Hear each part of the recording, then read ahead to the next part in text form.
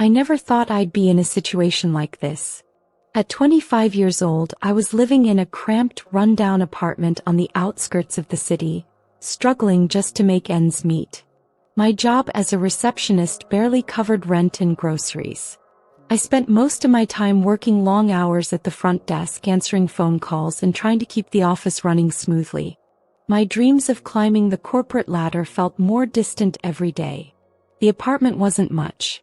It was small, poorly lit, and the heating barely worked. The walls were paper thin, and I often heard the neighbors fighting late into the night. But it was home. At least it was safe and it was affordable. That's all I needed, right?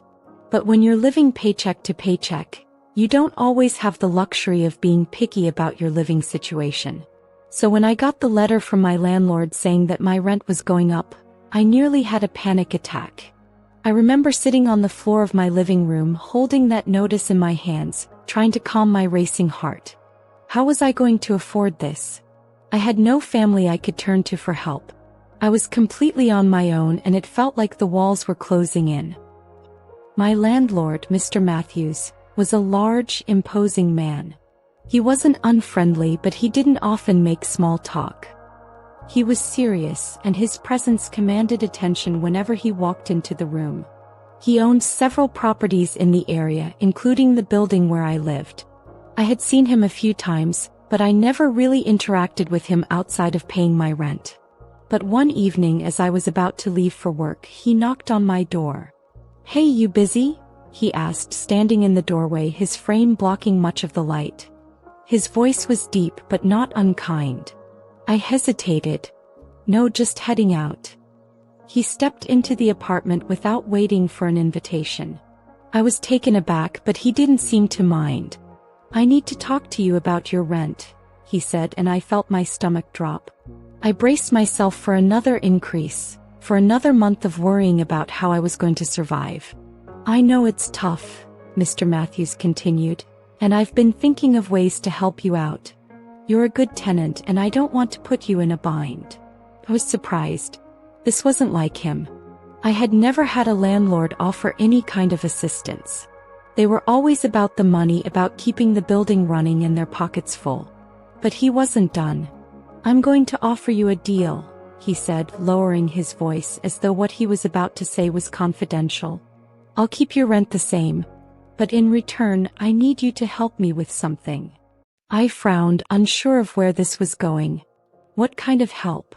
Mr. Matthews looked around my apartment, then back at me. "You've been working hard, I can tell. I need someone I can trust to look after a few things. It wouldn't take much time, but it could make a big difference for both of us." I had no idea what he was talking about. The room felt colder all of a sudden, and the silence hung heavy between us. What was he asking me to do? I didn't want to say yes. In my gut, something didn't feel right. But what choice did I have? My options were slim. I could keep struggling with the rent, or I could take a risk and see what he had in mind. If it meant I could keep my home and not end up living on the streets, I had to at least hear him out. "Okay," I said, my voice trembling. "What exactly do you need me to do?" His expression softened and he stepped closer. "It's simple. You just have to help with a few things around the building. Maybe watch over some of the units, make sure no one's getting into trouble. It won't be anything crazy, just helping me out when I need it." I hesitated again. Something still didn't sit right. But in that moment I felt cornered. I was running out of options. "Okay," I repeated, my voice barely above a whisper. The following days were strange. Mr. Matthews started asking me to do odd jobs. Nothing too intense at first, just watching the building, checking in on some of the tenants, and occasionally running errands for him. It didn't seem like a big deal, so I agreed, thinking that if I just kept my head down, things would get easier. But then he started calling me more frequently. The jobs began to take longer, and he started asking for more of my time. Little by little, I started feeling like I was his personal assistant, his errand girl. One evening, after finishing another errand for him, I returned to my apartment, feeling exhausted. That's when I saw her. She was standing in front of my door holding a large bag. She didn't look like someone who lived in the building. She was tall, well-dressed, and she had an air of confidence that made me uneasy. Before I could ask what she was doing, she turned and walked into the hallway, disappearing into one of the other apartments.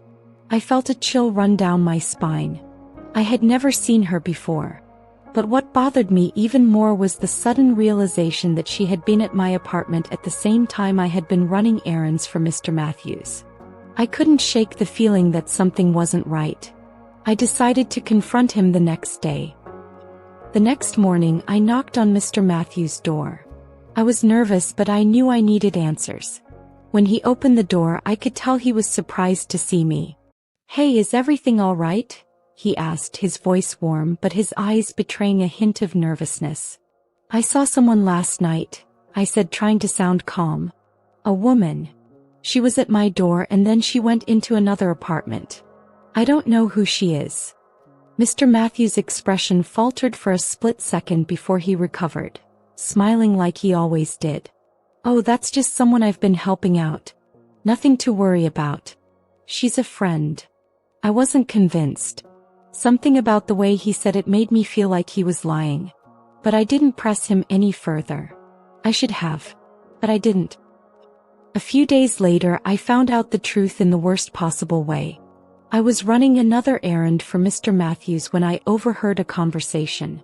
I had no intention of eavesdropping, but I couldn't help but hear bits of the conversation between Mr. Matthews and the woman I had seen. He was laughing. "You really think she doesn't know? She's so desperate she'll do anything to keep that apartment." I felt a cold wave of realization hit me. My heart raced. I stayed hidden, listening in as they spoke more. They were talking about me, about how I had been used to keep the rent low and how easily they had manipulated me. I felt like the world had just collapsed around me. I had been played and I had no idea. I confronted Mr. Matthews later that day and he didn't even try to deny it. He admitted everything. He had used me knowing that I was struggling. He had offered me help, but in reality he had been taking advantage of my desperation. That was the breaking point for me. I packed my things, left the apartment and cut ties with him. It wasn't easy. I had nowhere to go and I had to start over completely. But in the end I knew I deserved better. I deserved more than to be treated like I was expendable.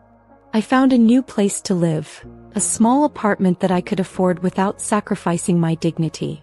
I started to rebuild my life, learning to trust myself again. I would never let someone take advantage of me like that again. And I vowed to never let desperation cloud my judgment. Looking back, I realized that what happened wasn't just about a bad landlord or an unfair situation. It was about learning to value myself and not letting others take advantage of my vulnerability. It was about recognizing my worth, even when the world seemed to be against me. In the end, I learned that desperation can cloud your vision. It can make you believe you have no other choice. But the truth is, you always have a choice. And that choice is to choose yourself, to stand up for your own dignity no matter how hard the road ahead may seem.